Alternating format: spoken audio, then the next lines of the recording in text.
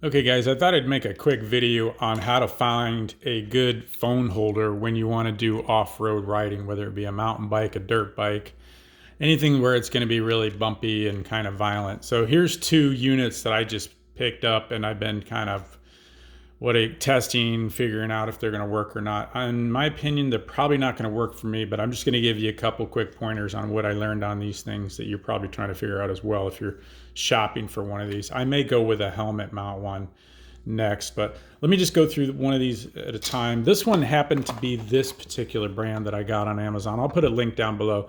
Now, I think these would work for folks that are just doing more lightweight bicycling or on-road motorcycling, not off-road, but I'll tell you where the weak points are on this thing, and then you can make your own decision.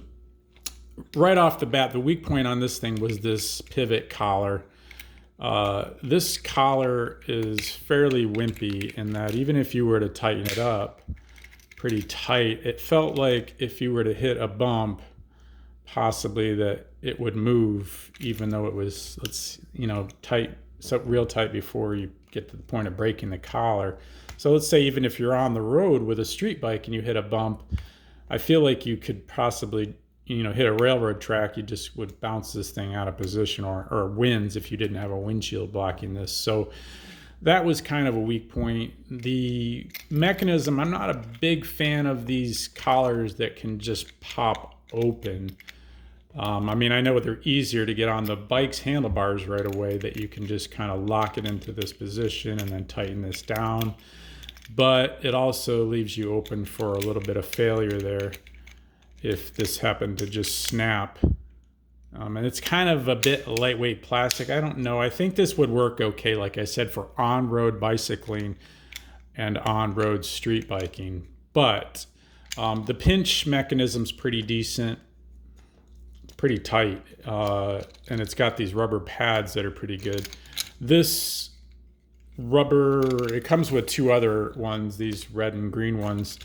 These are okay. You can stretch it over the phone like that.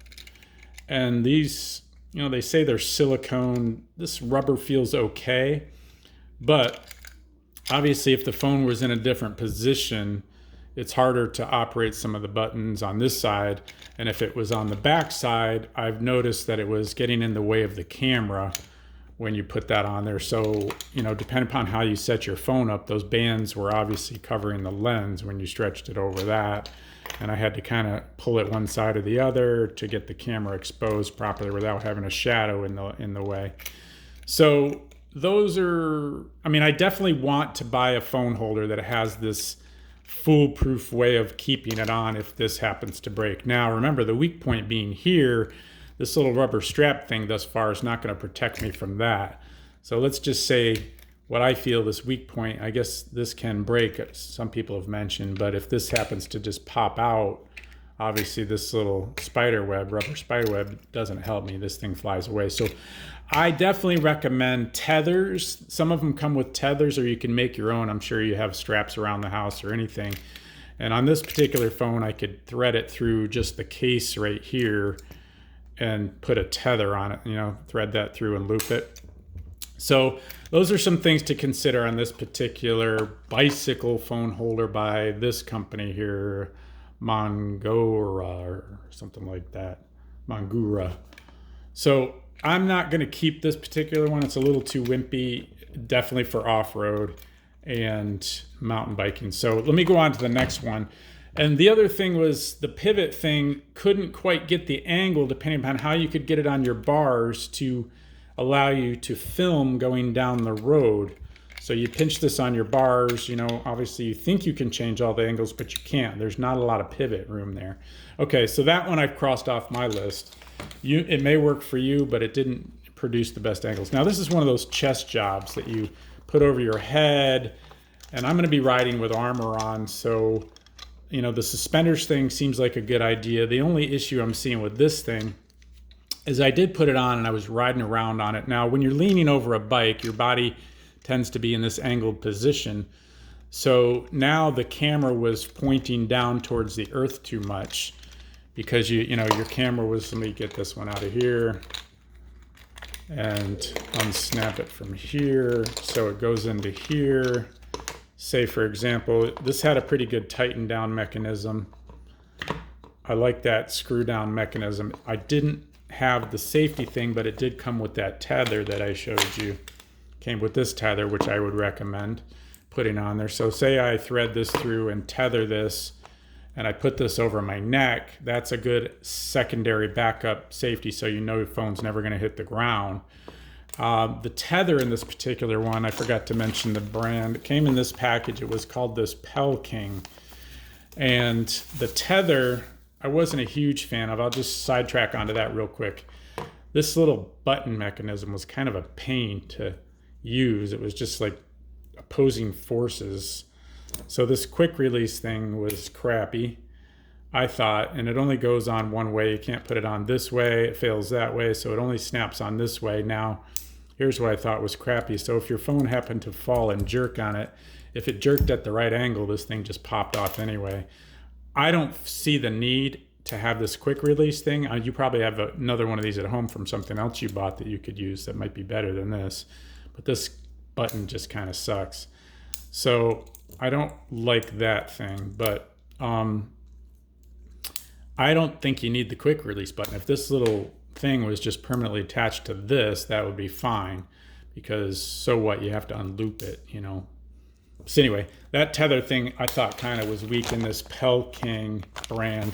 And then, like I said, the problem with this thing is when your chest is at this position, angled, the phone winds up being pointed towards the earth or the handlebars too much, and you don't get a good view. So you need to lean the phone back as much as possible close to your chest to get the better angle to film. So, and then because of the way these straps work, you get a lot of bounce.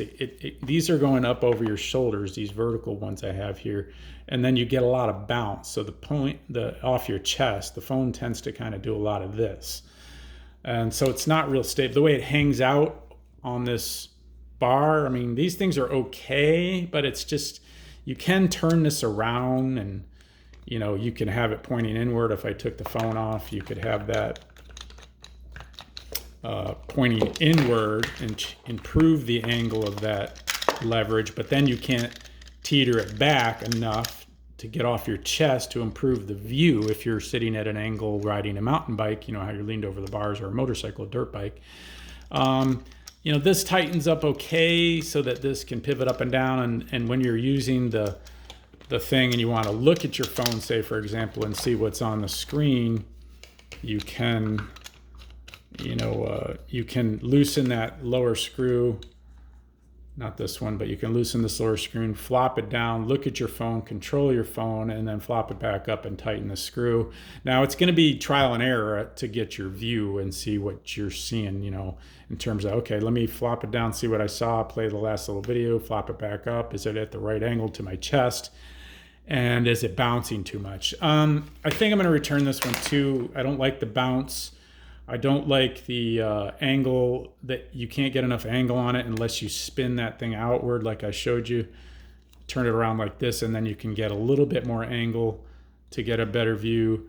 This thing, you know, is pretty cool. You can tilt it, you know, spin it, so you can do this type of thing.